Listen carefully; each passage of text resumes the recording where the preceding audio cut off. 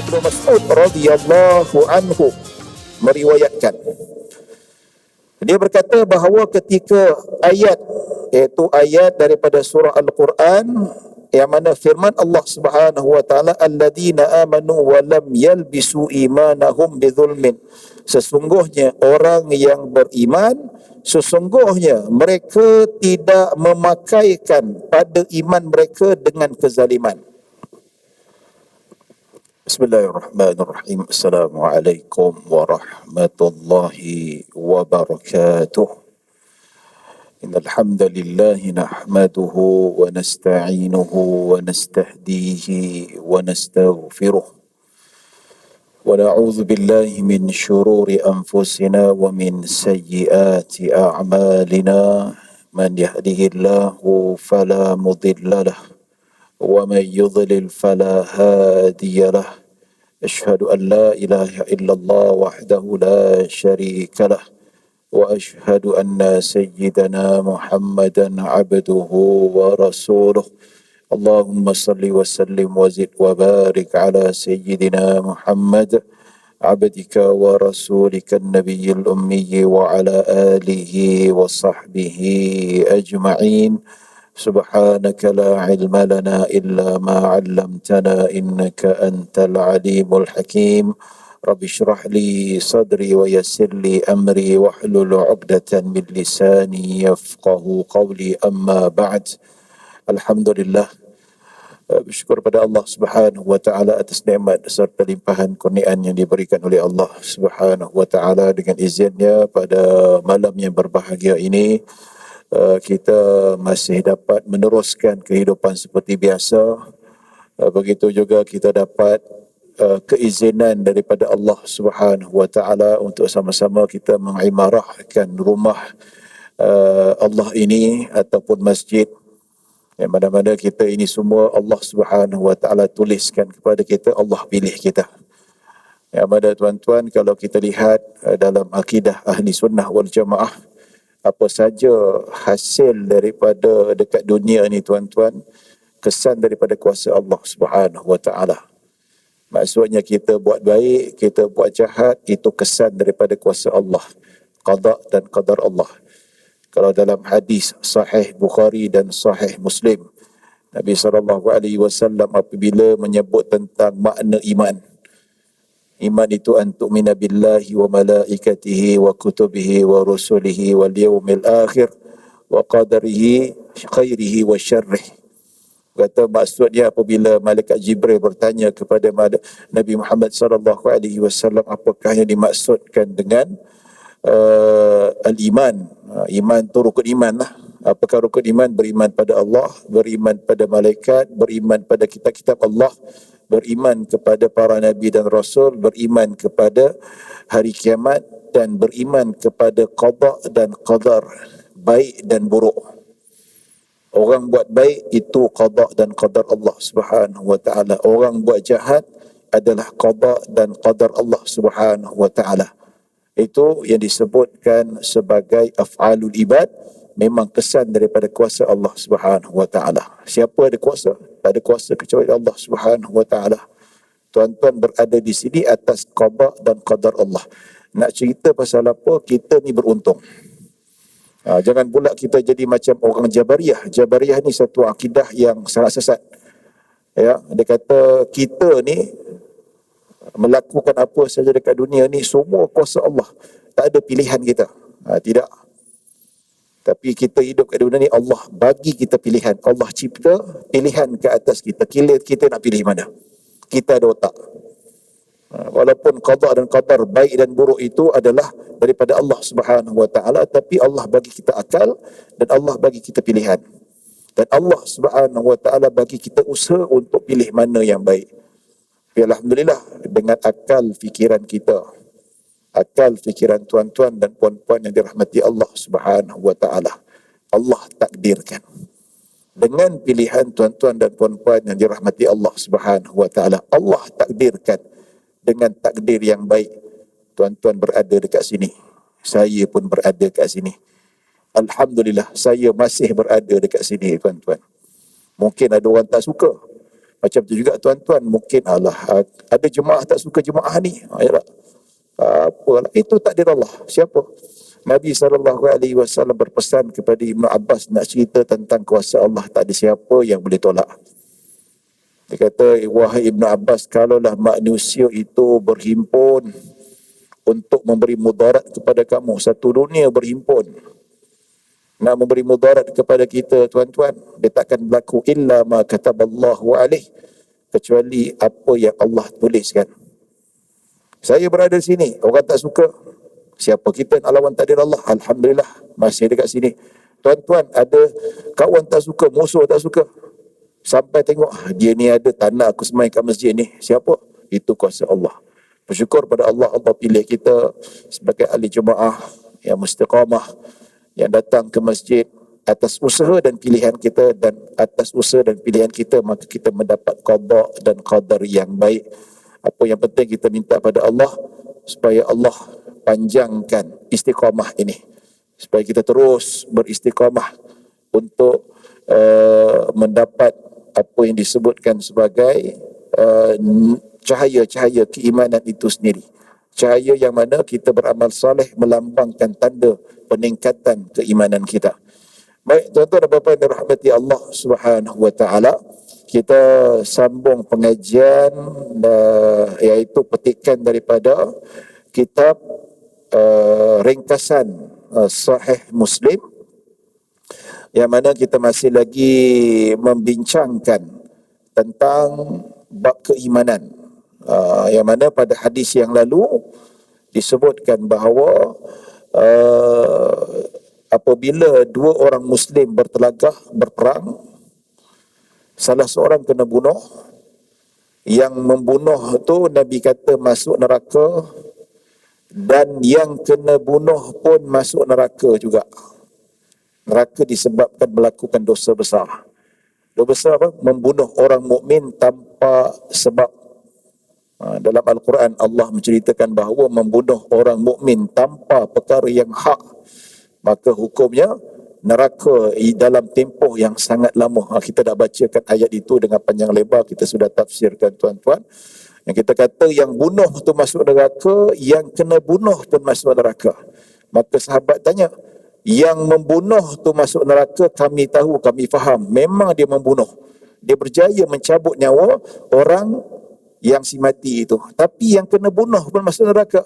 Maka Nabi SAW sebut dalam hadis, Nabi kata, innahu kana harisan ala qatli sahibih. Ketika mana dia bawa pedang tu, hatinya kuat, maksudnya keazamannya kuat untuk membunuh saudaranya sendiri. Ini kita kata niat dan diserta dengan perbuatan itu sendiri, maka itulah yang Allah Subhanahu wa taala nyatakan ia sebagai berdosa, tuan-tuan. Nampak? Dalam hadis yang disebutkan oleh Nabi SAW, kalau kita niat baik tapi tak jadi buat, dapat satu pahala. Man hamma bihasanatin wa amila wa man hamma bihasanatin wa lam ya'malha kataballahu lahu hasanatan wahidah. Siapa yang berniat untuk melakukan satu perbuatan yang baik tetapi tak jadi buat, terhalang ke ataupun tak jadi buat, maka Allah tuliskan ke atasnya satu pahala. Wa man hamma bihasanatin wa amilaha. Siapa yang berniat untuk melakukan satu kebaikan lalu dia buat, bukan niat saja tapi disertakan dengan amalan, kataballahu lahu 10 hasanati ila 700 ila adhafin katsirah. Maka Allah akan tuliskan ke atasnya paling kurang 10 pahala ke 700 pahala. Dan 700 pahala boleh berganda-ganda. 700 kali 2 kali 3. Tengok kualiti ibadahnya, tuan-tuan. Nampak? Ya, maksudnya kita nak pergi masjid, bawa duit nak derma. Tiba-tiba nak masuk dalam tabung tak jadi, teringat gula tak beli. Tak jadi masuk tabung, masuk poket tak jadi masuk tabung. Niat ada, dapat satu pahala. Tu yang orang tua kata niat dapat pahala niat. Betul tak? Tapi kalau dia masuk dalam tabung tu paling kurang 10, tapi boleh meningkat 700 kali ganda, tuan-tuan. Nampak? Ini. Jadi niat. Niat dia niat tapi sayang dia tak berjaya membunuh rakannya. Tapi ketika dia lawan tu, memang aku nak bunuh kau, aku nak bunuh kau. Dan alasan dia nak bunuh tu bukan disebabkan benda yang hak. Bergaduh pasal benda, bergaduh pasal parking ke, bergaduh pasal apa benda sebagainya. Maka benda-benda macam ni menyebabkan dia mati atas su'ul khatimah. Mati dengan niat untuk membunuh saudaranya sendiri. Maka hukumnya seolah-olah dia itu membunuh. Sebab itulah kalau kita melakukan, katakanlah kita naik kereta, saya nak pergi kereta, saya nak pergi kat bank, saya nak pergi merompak. Ya, bawa kereta, aksiden, ditakdirkan meninggal dunia. So meninggal dunia dalam keadaan seolah-olah dia pergi merompak berdasarkan hadis Nabi SAW. Jadi ini disebutkan bab keimanan. Keimanan itu melibatkan hati. So Allah nilai hati seseorang itu bila dibangkitkan. Nabi kata yub'atsu ala hasabi niyyatihim. Nabi kata manusia akan dibangkitkan berdasar atas apa yang dia niatkan.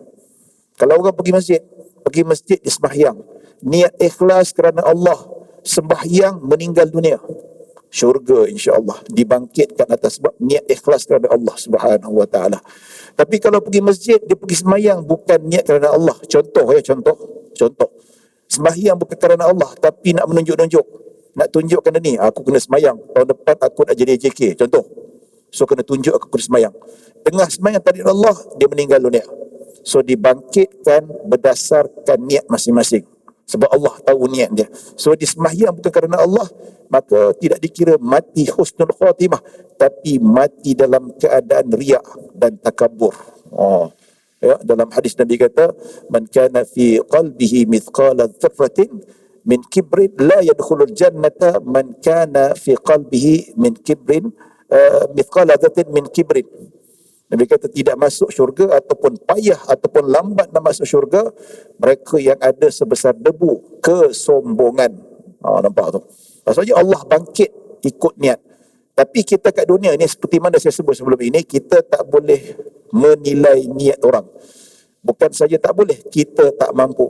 Kita nampak orang semayang, dia meninggal dunia, kita wajib sangka baik, husnul khatimah. Kita tak ada kuasa, dia mati bukan husnul khatimah tu, dia meninggal tu mati pasal riak tu, tak ada.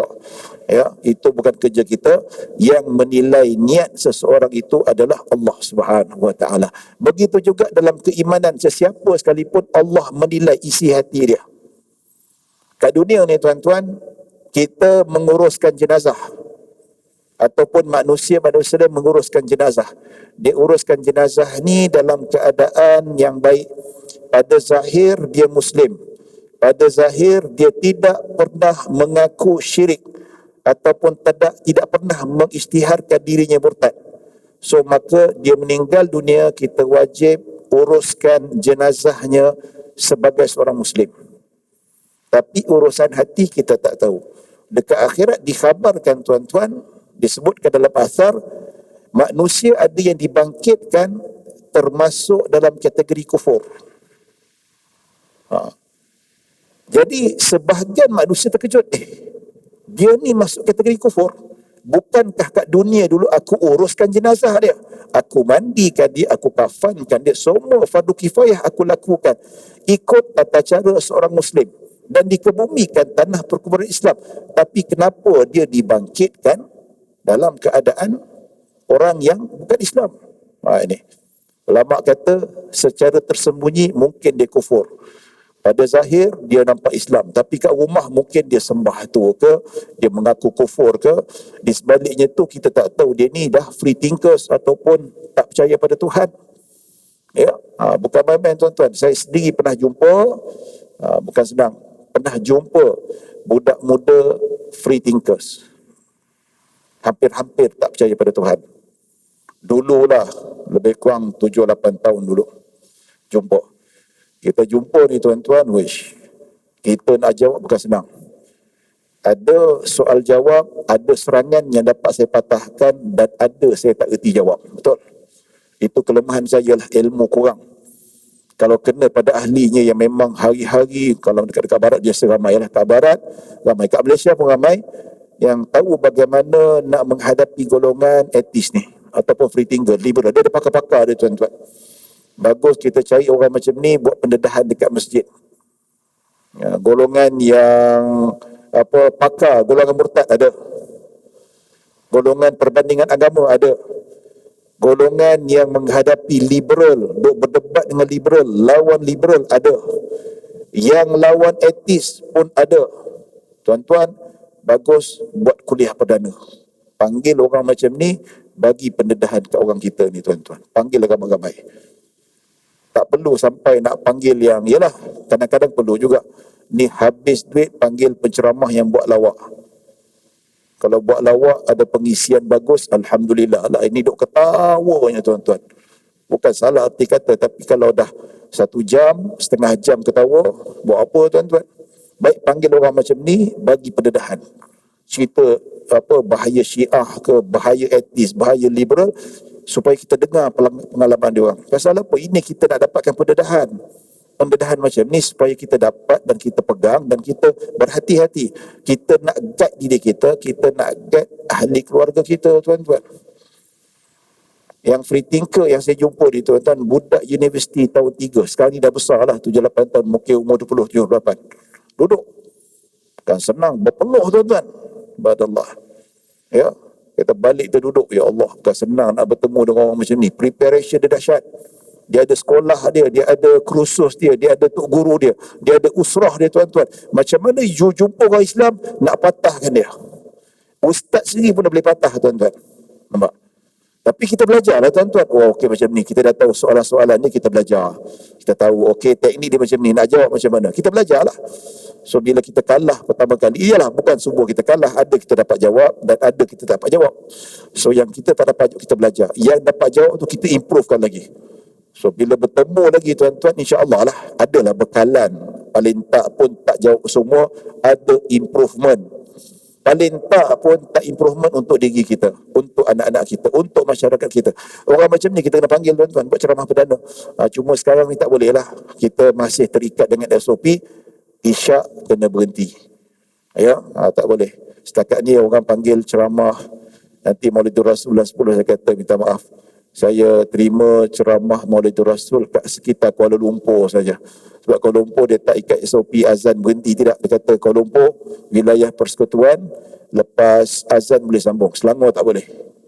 Jadi kita ikut lah kan. Ya. Jadi kita nak ceramah pertama Maulidur Rasul. Hari itu kat Shah Alam ceramah pasal hijrah dan kemerdekaan. Ya. Lepas maghrib dah lah imam bantai zikir panjang. Kita ceramah. Sebelum ceramah itu pengurusi kata, Ustaz, ini ceramah perdana, tapi azan berhenti Ustaz berhenti kejap, tak berhenti langsung. Saya kata baik, tak payah. Ya.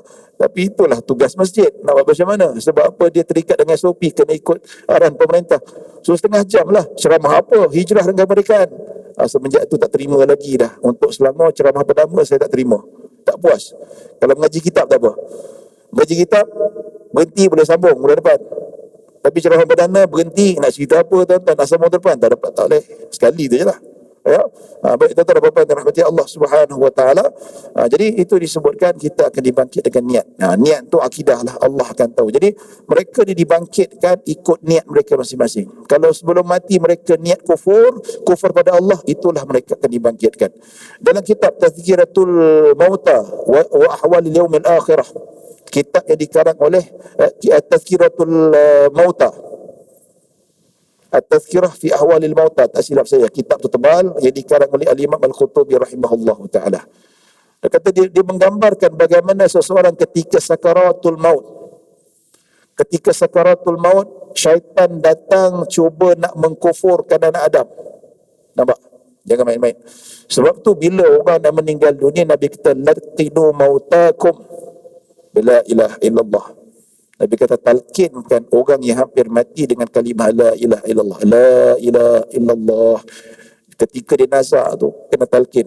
Pasal apa? Ketika nazak tu macam-macam cubaan yang datang daripada syaitan.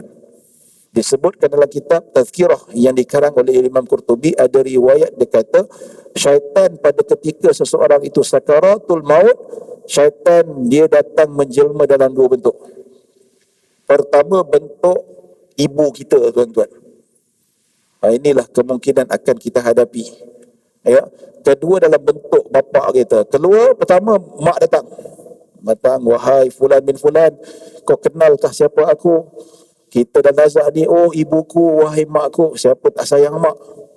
Nak kalau dia dalam keadaan macam tu, nampak mak lagi lah. Kita dalam keadaan susah, cari mak kita, betul tak? Dah tua bangka pun susah-susah cari mak. Jumpa mak terus peluk, sedih menangis pasal apa dalam kesusahan. Macam tu jugalah. So, dia kata aku ibumu, dia kata engkau ni dalam keadaan saat kematian di penghujung nyawa, kau akan ikut aku. Sekarang aku berada di syurga yang nyata, syurga yang indah, penuh dengan nikmat. Tapi dengan syarat kalau kau nak ikut mak masuk syurga, masuklah agama Nasrani. Oh, tu dia. Nampak? Ya, riwayat ni syaitan punya main. Syaitan ni dia kata la ughwiyannahum ajma'in. Ya, aku akan sesatkan. Kalau belajar bahasa Arab ada nun taukid. Syaitan kata aku akan sesatkan anak Adam bersungguh-sungguh. Nah, nampak tu kalau terjemah dalam bahasa Melayu. Bersungguh-sungguh yang tidak ada putus asa. Tu dia. Dengan izin Allah dia boleh menyerupai ibu kita. Kita kata masuk. Tak boleh juga datang bapa. Bapa kata aku bapa engkau. Siapa tak sayang bapa? Dan kalau anak perempuan manja dengan bapa, oh bapa sampai kat syurga. Bapa nak jemput engkau ni, mari aku nak datang kau masuk syurga. Ya, tapi dengan syarat sebelum kau ikut bapa, kau ada nazak ni, masuklah agama Yahudi. So bila ada yang ikut saja tuan-tuan, orang keliling tak tahu, tuan-tuan, orang keliling tak tahu. Yang tahu hanya Allah. Sebab itu ada sebahagian orang yang dekat dunia nampak Islam diuruskan tanah perkuburan secara Islam, tapi dibangkitkan nanti kita terkejut. Dia ni kufur, dia ni murtad. Aku uruskan dia Islam. Ketika nazak mungkin. Ataupun ketika komah kita tak tahu. Ataupun hatinya dia mengisytihar murtad, kita tak tahu. Allah saja yang tahu. Ini. Ya tuan-tuan dan puan-puan dirahmati Allah Subhanahu wa taala. Ya, ada masa lebih kurang tak sampai 20 minit. InsyaAllah kita boleh baca satu lagi hadis Nabi sallallahu alaihi wasallam.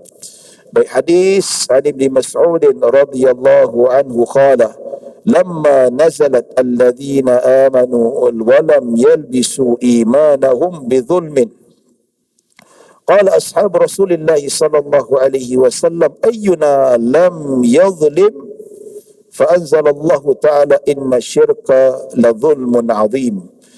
Ibnu Mas'ud radhiyallahu anhu meriwayatkan, dia berkata bahawa ketika ayat, iaitu ayat daripada surah Al-Quran yang mana firman Allah Subhanahu wa taala alladzina amanu wa lam yalbisu imanahum bidzulmin, sesungguhnya orang yang beriman, sesungguhnya mereka tidak memakaikan pada iman mereka dengan kezaliman.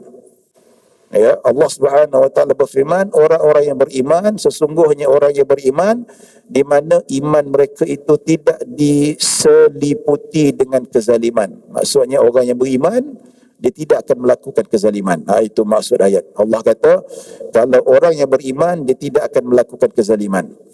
Qala ashabu Rasulillah sallallahu alaihi wasallam, maka sahabat-sahabat Rasulullah sallallahu alaihi wasallam bertanya, wahai Rasulullah, ayyuna lam yadhlim, siapakah kita yang tak pernah buat zalim? Maksudnya zalim di sini buat dosa. Dia kata, Allah kata orang beriman tidak akan melakukan kezaliman. Ya, maksudnya kalau dia melakukan kezaliman, dia bukan orang beriman. So sahabat tanya, kami ni beriman, semua beriman. Walaupun kami beriman, siapa yang tak pernah buat kezaliman? Kezaliman tu maksiat lah. Mesti ada buat dosa, dosa kecil. Ya, tak besar pun dosa kecil kita akan buat. Maksudnya macam something wrong. Dia tak faham ayat ni. Maka mereka minta Nabi SAW tanya. Fa anzalallahu ta'ala, maka Allah turunkan ayat inna syirka la zulmun azim. Nabi mengatakan, Allah Subhanahu wa taala berfirman, sesungguhnya syirik itu adalah kezaliman yang dahsyat ataupun kezaliman yang besar. Jadi maksud ayat ini tuan-tuan, bahawanya orang yang beriman yang mana dalam hatinya tidak dipakaikan dengan kesyirikan, maka itulah dinamakan sebagai keimanan. Ya, kalau dalam keimanan itu ada cebisan kufur, ada kufur, dia beriman tapi ada kufur dalam hatinya, maka dia bukan orang beriman, maka dia boleh jatuh kufur. Di sini Allah Subhanahu Wa Taala menilaikan dia bukan beriman, maka ke akhirat nanti dia masuk neraka selama-lamanya. Ataupun dia kata dia mengaku Allah Subhanahu Wa Taala tapi ada cebisan syirik. Dia kata apa? Alah, sembahyang ni bukan wajib pun, tak ada dalam sembahyang ni. Sembahyang ni ciptaan ulama. Ya, dalam Al-Quran tak sebut pun 5 waktu. Nampak? Dia kata macam tu. Ini kufur. Sebab apa? Ada cebisan syirik. Kerana apa? Tidak meyakini rukun Islam, tidak mempercayai apa tunjang Islam yang diturunkan oleh Allah Subhanahu Wa Taala. Jadi Nabi kata orang yang beriman, maksudnya iman. Ya, Nabi kata man qala la ilaha illallah dakhala al-jannah. Siapa yang sebut la ilaha illallah, bila dia mati nanti dia masuk syurga. Maksudnya iman penuh pada Allah Subhanahu Wa Taala. Walaupun hidupnya penuh dengan maksiat. Ada orang yang tak pernah sembahyang, ada orang tak pernah bayar zakat, tapi hati tak pernah syirik pada Allah. Nabi kata mati atas kalimah la ilaha illallah. Ya. Nanti satu hari nanti dia akan masuk syurga juga. Pasal apa? Ada keimanan. Tapi sebelum tu kena cuci lah dalam neraka dulu. Nampak? Baik. Jadi Nabi SAW sebut di sini tuan-tuan, berdasarkan firman Allah, kezaliman ni ada peringkat dia. Kezaliman maksud dia apa? Kezaliman bermakna meletakkan sesuatu bukan pada tempatnya. Contoh kita buat maksiat, kita melanggar perintah Allah Subhanahu Wa Taala, kita tak ikut peraturan yang bukan pada tempatnya, zalimlah. Allah kata jangan buat macam ni, kita buat, zalimlah. Sebab apa? Tak kena pada tempat dia. Ya. Dan begitu juga lawan zalim ni adil. Adil maksud dia apa? Meletakkan sesuatu pada tempatnya. Itu maksudnya adil. Dan sedahsyat-dahsyat kezaliman iaitu mensyirikkan Allah Subhanahu Wa Taala. Ya, zalim yang paling dahsyat. Kita nak sembah berhala, kita nak sembah selain Allah, kan zalim nama dia. Ya, kita sembah makhluk yang tak layak untuk disembah, zalimlah, tak adil nama dia. Itu kezaliman yang sangat dahsyat, yang mana kalau mati tak sempat bertaubat, tak kembali pada Islam, tidak akan mendapat pengampunan daripada Allah Subhanahu Wa Taala. Mati selama-lamanya berada di dalam neraka. Dan martabat kedua kezaliman iaitu tidak mensyirikkan, tidak jatuh dosa dan tidak membawa kekufuran. Contohnya kezaliman melakukan dosa-dosa besar, tinggal solat, minum arak, makan riba dan lain-lain lagi. Itu dinamakan sebagai dosa besar. Tapi tetap tidak dikufurkan seseorang yang melakukan dosa besar. Peringkat ketiga iaitu kezaliman dosa-dosa kecil. Dosa-dosa kecil ini pun kezaliman, tapi lebih kecil, iaitu martabat yang paling rendah sekali. Rendah sekali, dia berdosa, tapi bukanlah termasuk kategori dosa-dosa besar. Kalau dosa besar tidak dikufurkan, tidak disyirikkan, apatah lagi dosa-dosa kecil. Ini tuan-tuan yang rahmati Allah Subhanahu Wa Taala, hati-hati dengan kesyirikan, jangan sampai kita terdedah dengan perkara-perkara yang syirik. Kita paling risau ni bukan apa tuan-tuan, bukan risau dengan agama-agama bukan Islam. Kita ideologi yang pelik-pelik ni sekarang, sekular, liberal, Allah, itu bahaya. Itu boleh membawa kepada kesyirikan. Allahu Akbar. Ya. Kalau buka dekat website seorang pemuka liberal, dia seorang perempuan, saya tak nak sebut rekod, nanti kena saman, habis saya. Tak ada lawyer nak backing saya tuan-tuan. Kalau ada lawyer nak backing saya, kena bayar lawyer fee pula. Ya tak? Pandai-pandai lah tuan nak cari, dia seorang perempuan, dia liberal. Dia ada website dia sendiri. Dia ada Facebook dia. Ya, setiap kali dia keluar statement, komen-komen kat bawah itu ialah non-Muslim, itu biasalah. Non-Muslim mereka kapiak, bukan Islam pun. Mereka duk kutuk Islam, mereka tak percaya, itu dah memang mereka bukan Islam. Ya, tapi yang komen-komen tu ramai orang Melayu. Ramai sekali tuan-tuan. Duk hina Islam, apalah, kenapa Nabi buat macam ni. Dia kata Nabi Ibrahim dia nak sembelih Nabi Ismail bukan wahyu. Ya, tetapi khayalan dia. Macam tu sekali tuan-tuan. Itu dia kata. Bukan wahyu. Dia kata Nabi Ibrahim nak sembelih Nabi Ismail tu bukan disebabkan wahyu. Saya baca, ya Allah, ini kalaulah ikut syarat-syarat perkara yang membatalkan iman, perkara-perkara yang ditulis tu jelas kufur, kata-kata kufur. Nampak? Memang dah patut dah kita ada majlis fatwa, kita nak bincangkan title orang macam ni. Tapi itulah tuan-tuan, puak-puak macam ni, yang wanita tu bulan lepas pada tahun lepas, jabatan agama, sebuah jabatan agama, dia buat rushing satu tempat maksiat. So wanita liberal datang serang. Dia menghalang tugas jabatan agama untuk rushing tempat-tempat maksiat. Saya tak nak beritahu detail. Ya, kalau off record saya beritahu tuan-tuan. Cari sendiri. Ya. Dan jabatan agama Islam charge dia bawa benda macam ni dan dibawa ke mahkamah sivil. Dan bulan lepas dia sudah disabitkan tidak bersalah atas tuduhan mengganggu tugas jabatan agama Islam wilayah. Pelik tak Malaysia ni tuan-tuan? Pelik sungguh.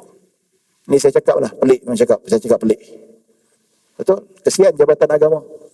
Nak jalankan undang-undang, kuasa khusus dia ada, orang boleh bawa ke mahkamah tinggi. Ya. Dulu jabatan agama Islam negeri tangkap maknyah-maknyah, charge mereka, bawa ke mahkamah tinggi. Mahkamah tinggi lepaskan. Apa cerita ni tuan-tuan? Pelik. Sungguh pelik. Ya. So macam mana kita nak perjuangkan benda yang hak, benda yang apa? Dan apabila dia menang ni tuan, penyokong dia ramai, Melayu. Bacalah kat Facebook ni tuan-tuan, kat Malaysia kini. Orang kata, congratulations, padan muka jabatan agama ni. Oh, yang non-Muslim tu jangan cakap lah.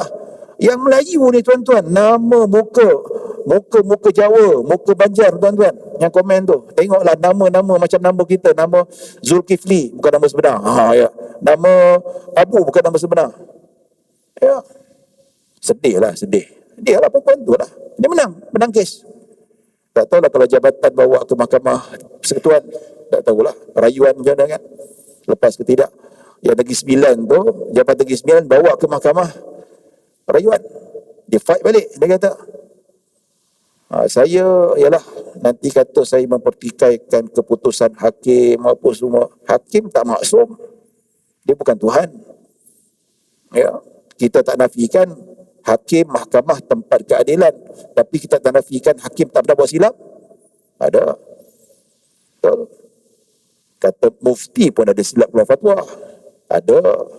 Ulama pun ada silap. Kalau ulama ada tersilap, ditegur oleh ulama lain, apakah lagi hakim? Betul tak? Ini saya tak menghina lah tuan-tuan, tapi kita hormat. Keputusan mahkamah kita hormat, kita tak pertikaikan, tapi kita rasa pelik. Allahu Akbar. Ya. Moga-moga adalah bawa ke mahkamah rayuan supaya yang hak itu ditunjukkan oleh Allah Subhanahu wa taala. Jadi ni nak cerita ni tuan-tuan, keputusan mahkamah syariah boleh dicabar.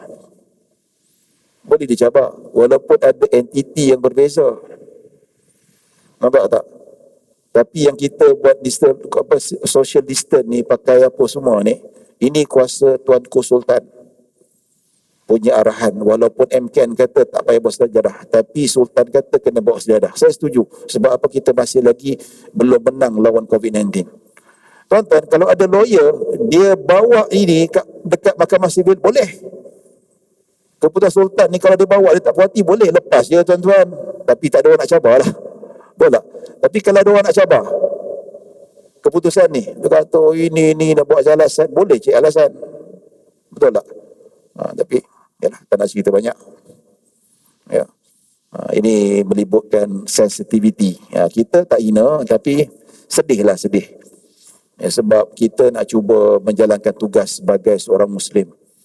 Kita nak jalan tugas sebagai orang yang ditugaskan oleh Nabi SAW, oleh Allah Subhanahu Wa Taala kuntum khaira ummatin ukhrijat linnas ta'muruna bil ma'ruf wa tanhauna 'anil munkar. Kalian adalah sebaik-baik umat. Nak jadi sebaik-baik umat di sisi Allah Subhanahu wa taala, dua syarat. Ta'muruna bil ma'ruf, buat kebaik. Perintah, ajak orang buat kebaikan. Jom pergi sembahyang, jom derma, jom zakat. Wa tanhauna 'anil munkar, dan melarang perbuatan munkar. Inilah dia nak buat. Tapi ada halangan. Dia tak apa. Mungkin hakim ada alasan tersendiri. Dia ada hujah tersendiri. Ada peruntukan undang-undang sendiri. Tak apa, kita hormat. Cuma kita doa pada Allah Subhanahu wa taala semoga hak terus berkembang. Perkara kebatilan terus berundum jatuh atas pembelaan Allah Subhanahu wa taala, supaya benda ini tidaklah menjadi satu benda yang menguasai masyarakat kita. Tak lain tak bukan kita takut benda ni sampai ke anak cucu kita, sampai ke anak kita. Anak-anak kita sekarang pegang handset, tengok Facebook, tengok Instagram, dia boleh baca, dia boleh belajar, dan benda-benda itu tak mustahil. Kalau benda ni tak dikekang, dia akan memberi pengaruh yang sangat negatif ke atas anak kita. Dan bagi saya pengaruh ini, rebakan ini jauh lebih bahaya daripada COVID-19. COVID-19 sakit, boleh baik. Paling teruk pun sakit-sakit, kita boleh sedar, ya Allah, umur aku tak panjang, sempat bertaubat, meninggal dunia, insya-Allah ahli syurga.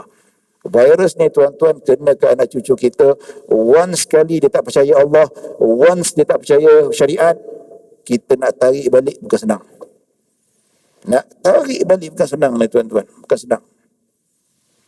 Dia dah pegang dia, okey, kenapa mesti sembahyang? Kenapa mesti ni? Kenapa mesti pakai tudung? Kenapa mesti macam ni? Kenapa? Dia betul-betul kalau kita nak patah balik, nak tarik dia balik, bukan senang. Doalah pada Allah Subhanahu wa taala. Allah yang bagi hidayah, kita berusaha saja.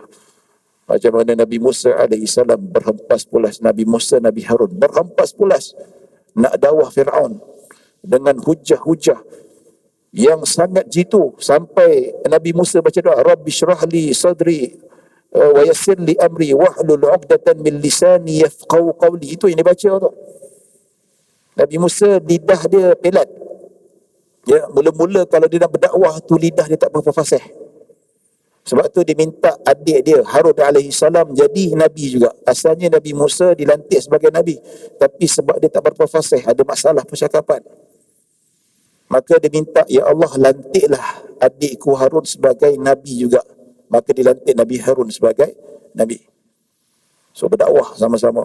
Dia cakap Nabi Harun fasih lidahnya. Sampai satu tahap dia kata dia sendiri nak dakwah Fir'aun, la'natullahi alaih. Ya, dia tak nak Harun, dia sendiri nak cakap, lagi puas hati. Dia doa, Rabbi syrah li sadri wa yassir li amri wahlul 'uqdatan min lisani yafqahu qawli. Terus Allah buka simpulan lidahnya, cakap begitu fasih. Setiap serangan Fir'aun dipatahkan dengan apa? Dengan hujah yang begitu dahsyat, begitu yang kata orang ni potong habislah, tergamam tak boleh jawab. Tapi Musa tetap degil. Nabi Fir'aun tetap degil. Arah juga untuk membunuh dan kejar Nabi Musa AS. Itu hidayah. Ini nak cerita lah. Nabi pun nak berhadapan dengan orang ni, nak kembalikan dia pada iman fitrah pun punyalah payah, apatah lagi kita. Tapi ini bukan bermakna susah nak dakwah ni, tak payah buat lah. No. Buat, itu perintah Allah. Jadi tak jadi, itu kerja Allah. Yang penting tanggungjawab kau buat. Beriman tak beriman, di tangan Allah Subhanahu wa taala. Yang penting buat, urusan kamu dah selesai, tanggungjawab kamu dah selesai. Nampak? Ya. Tapi kalau kita dakwah orang jiran sebelah kita, dah dakwah, dia tak nak beriman pada Allah, lantak engkau lah. Tapi jatuh kat anak sendiri tuan-tuan, jatuh kat cucu sendiri, jatuh kat isteri sendiri tuan-tuan. Wish, jangan buat naik hal ni tuan-tuan, jangan buat, jangan. Habis. Boleh menangis, boleh terduduk, boleh depression. Betul. Ada yang start dah, tak banyak macam cerita lah tuan-tuan, macam cerita. Kita tengok banyak aduan-aduan yang orang kata sedih, tengok isteri, anak dia berubah dan sebagainya, anak dia, Allahu Akbar. Yalah, ini pengaruh. pengaruh golongan-golongan ni jangan sampai tahap terbatal iman dan akidah anak-anak kita ni tuan-tuan. Ya, baik tuan-tuan dan puan-puan rahmati Allah Subhanahu wa taala. Ada 3 minit lagi lebih kurang kita baca satu hadis, baca ya. Ya, dalam hadis disebut an Abi Hurairah radhiyallahu anhu ada Nabi sallallahu alaihi wasallam qala ayatul munafiqi thalathun idza haddatha kadzaba wa idza wa'ada akhlafa wa idza tumina khana. Rawahu al-Bukhari. Abu Hurairah radhiyallahu anhu meriwayatkan bahawa Nabi sallallahu alaihi wasallam bersabda, tanda-tanda orang munafik 3. Apabila dia berbicara, dia berbohong. Apabila dia berjanji, dia tidak menunaikan janji dia. Dan apabila diberi amanah, dia mengkhianati. Ini tanda-tanda orang munafik.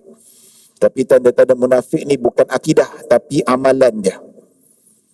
Orang kalau munafik hakiki iman dia dalam kufur tapi luarnya adalah Islam. Luar tuju Islam tapi dalam hati mereka kufur pada Allah Subhanahu wa taala. Nabi pun tak tahu, Nabi pun tak boleh bezakan antara orang munafik dengan muslim sejati. Macam mana Nabi tahu? Melalui wahyu Allah Subhanahu wa taala. Allah turun wahyu, fulan bin fulan ini munafik. Lepas tu Nabi minta Huzaifah bin Al-Yaman catat nama-nama ni. Ini munafik. Hati kufur, luar Islam. Tapi hukum azahir adalah Islam. Ya, itu munafik hakiki, hukumnya sama orang kafir, kekal selama-lama di dalam api neraka. Ya, tetapi sifat luarannya nampak. Apa dia? Bila bercakap dia menipu. Dan bila dia berjanji, dia memungkiri janji. Nampak tak? Dan apabila dia diamanahkan, tolong amanahkan, dia pula habis. Harapkan pagar makan padi. Dia yang makan padi, kita suruh jaga padi, dia yang makan padi. Itu munafik. Dan ketiga-tiga ini tidaklah dinyatakan kalau kita kata dia menipu, engkau munafik, confirm neraka selama-lamanya. Tidak.